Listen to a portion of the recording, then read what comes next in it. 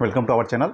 आज हम लोग बात करते हैं T20 ब्लास्ट, जो इंग्लैंड का एक महत्वपूर्ण T20 गेम होता है, जिसका पहला क्वार्टर फाइनल खेला जा रहा है आपको सरे वर्सेस डरहम के बीच में। ये बहुत ही लंबा टूर्नामेंट होता है, बीच में आपको T20 चलता है, बीच में उसका फिर टेस्ट भी चलता है। इस तरह से देखा जाएगा तो कब इसका मैच आता है पता ही नहीं चलता, लेकिन क्वार्टर फाइनल कल का है, उसमें देखा जाएगा तो सरे और डरहम जो है ये मैच खेलेंगे। ऑलरेडी क्या है कि ये जहाँ मैच हो रहा है वेस्टर्न ओवल मैदान पर हो रहा है लंदन में। अब यहाँ जो भी पहले मैच हुआ है लंदन का पिच भी थोड़ा सा देखा गया है, वहाँ बारिश के साया हमेशा थोड़ा सा रहता है। और वहाँ जो है स्टार्टिंग का पिच रिपोर्ट की बात करते हैं तो वहाँ स्टार्टिंग में फास्ट बॉलर को बहुत ही ज़्यादा मदद मिलता है। उसके बाद फिर धीरे धीरे बैटिंग पिच हो जाता है, मीन्स उसके बाद फिर बैट्समैन बहुत अच्छे से रन बनाते हैं।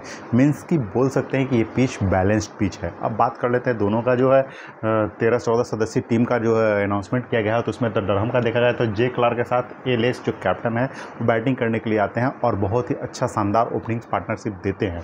उसका फिर सी करमैन आता है, फिर ओ रॉबिन्सन विकेट कीपर बल्लेबाज आते हैं, फिर बी ब्रेन, फिर ए टर्नर थोड़ा सा नीचे बैटिंग करना था। इसके पहले आप ऊपर भी क्रम में आते थे, लेकिन अब उनको नीचे की भूमिका दिया गया है कि अगर ऊपरी क्रम में विकेट गिरता है तो आप नीचे क्रम में संभाल सकते हैं। फिर Bas de Leede, C Parkinson, B Carse, G ड्रिजल, एम जोन्स और न्यू स्वेटर आपका जो है 12वां प्लेयर से स्टार्ट हो गया, B McKenzie, D Hogg. Means कि इस तरह से जो है डरहम का ये आपका 14 सदस्यीय टीम हो गया। अब बात करते हैं सर्रे का देखिएगा तो विल जैक्स के साथ डी सिबली, इनके भी ओपनिंग पार्टनरशिप बहुत अच्छे हैं। विल जैक्स जब भी चलते हैं तो अच्छे खासे स्कोर करते हैं। अगर दूसरी पाली में बल्लेबाजी आएगा तो विल जैक्स एक बहुत ही बेहतरीन कैप्टन के प्रबल दावेदार भी होंगे। फिर Rory Burns wicket keeper, Sam Curran no doubt बहुत ही बेहतरीन प्लेयर, बैटिंग बॉलिंग सब में अच्छा परफॉर्मेंस करते हैं। एल इवांस, जे ओवरटन, क्रिस जॉर्डन जो कैप्टन है, उसका टॉम करन, सी स्टील, टी लॉस और जे क्लार्क। ये हो गया आपका 11 सदस्यीय टीम। 12वां में आर टोपली, रेस टोपली और डी वॉरेल। इस तरह से देखा जाएगा तो ये दोनों टीम का प्लेइंग 11 के आगे अगर कोई भी सदस्य नहीं खेलते हैं उसके बारे में भी बताया गया है। अब बताते हैं लंदन में जो मैच हुआ है प्रीवियस इस टूर्नामेंट का जो भी मैच हुआ है 7-8 मैच हुआ है, उसमें देखिएगा तो अब पहला मैच जो हुआ है 163 रन, मीन्स की अच्छा खासा स्कोर किया था, लेकिन दूसरी पाली में विकेट गिर गई।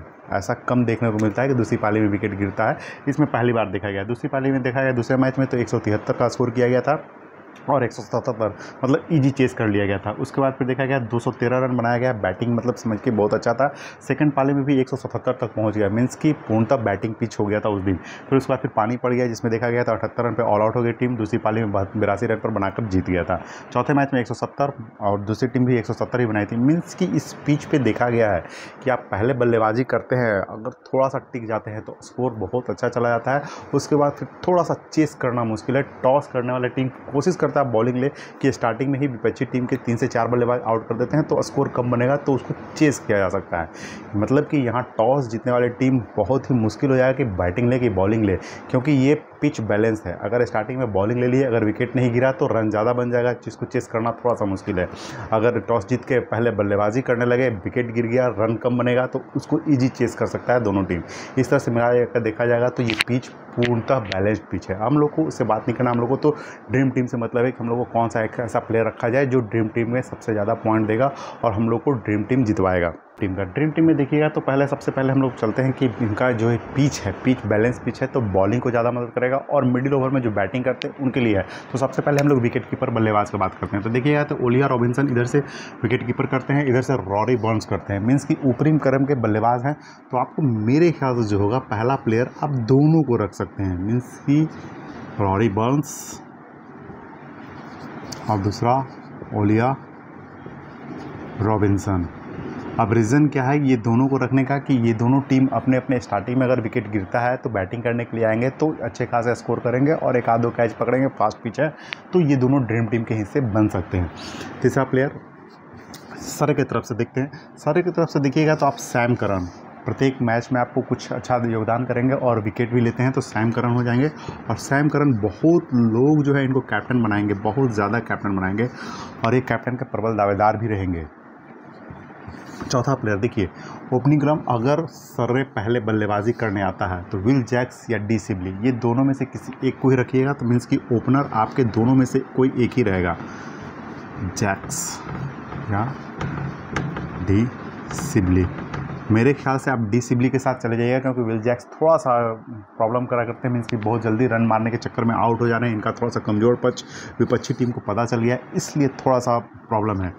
इधर से देखिएगा ओपनिंग पार्टनरशिप में तो ये दोनों में से भी किसी एक को ले लीजिएगा, रीज़न क्या है कि स्टार्टिंग में जो फास्ट बॉलर को मदद मिलेगा तो एक आध विकेट गिरने का चांसेस है। इसमें ए लेस के साथ आप चले जाइएगा। जो कैप्टन है, कैप्टन पाली खेलना चाहते हैं तो इसलिए ए लेस के साथ जा सकते हैं। या कभी कभी देखिएगा कि डरहम मान लिया कि टॉस जीतती है, अगर पहले बल्लेबाजी करती है तो ये दोनों को नहीं लेना है। अगर ये दोनों बल्लेबाजी करता है तो ये दोनों को नहीं लेना है। मीन्स कि डरहम पहले बल्लेबाजी करता है तो ये दोनों प्लेयर को लेना है, अगर डरहम पहले गेंदबाजी करता है तो ये दोनों को लेना है।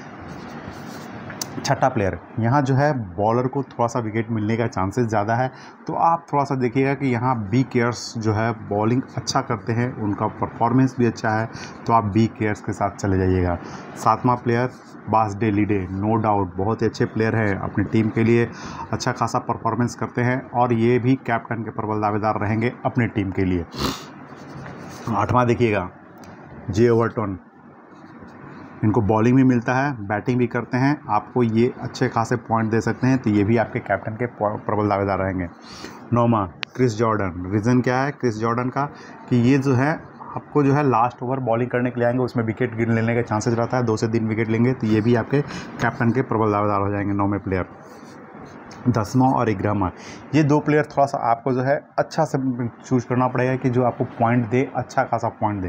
तो देखिएगा इधर से कॉलिन एकरमैन और ए टर्नर, ये दोनों में से किसी एक के साथ जाइएगा। मेरे ख्याल से आप ए टर्नर के साथ चले जाइएगा, ए टर्नर या सी एकरमैन।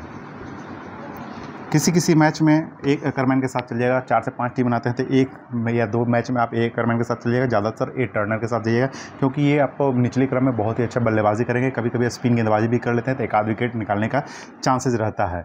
11वां प्लेयर में बी रेने एकदम आपके रहेंगे ही रहेंगे, बी रेने या इधर से एल इवांस। अब ये दोनों को ध्यान देने वाली बात है कि बी रेने एल इवांस को हम लोगों ने क्यों ऊपरी क्रम में नहीं रखा है। रीज़न क्या है कि अगर बैटिंग पिच हो जाती है तो ऊपरी क्रम के बल्लेबाजी अच्छा खासा रन मारेंगे, एल इवांस और बी रेन का थोड़ा सा कम चांसेस है। अगर डरहम पहले गेंदबाजी करता है टॉस जीतने के बाद तो आप एल इवांस के साथ चले जाइएगा, अगर ये टॉस जीतकर गेंदबाजी लेते हैं तो बी रेने के साथ जाइएगा, ये थोड़ा सा ध्यान रखिएगा। इस तरह से देखा जाएगा तो T20 ब्लास्ट का जो पहला मुकाबला है डरहम और सर्रे के बीच में, उसमें जो है आप ये टीम बनाकर, परफेक्ट टीम बनाकर जो है ग्रैंड लीग, स्मॉल लीग जीत सकते हैं। Captain vice captain no doubt Sam Curran सबसे पहले प्रबल दावेदार होंगे, बास डिलीडे दूसरे बल्लेबाज होंगे, उसके बाद क्रिस जॉर्डन, जे ओवरटन तीसरे, चौथे, 5वें में बी केयर्स। इस तरह से बनाकर जो है आप ग्रैंड लीग, स्मॉल लीग दोनों जीत सकते हैं T20 ब्लास्ट के लिए। धन्यवाद।